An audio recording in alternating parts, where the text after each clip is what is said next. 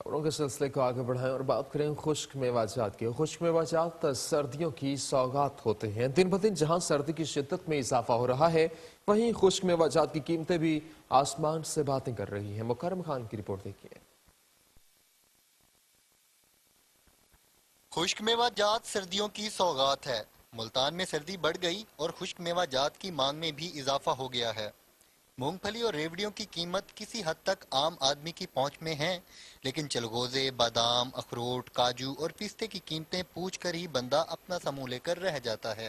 Dry fruit तो सारे ही बहुत मज़े के हैं, मैं तो सारे ही खाती हूँ, लेकिन महंगाई इतनी हो चुकी है जिसकी वजह से ख़रीदना बहुत मुश्किल है।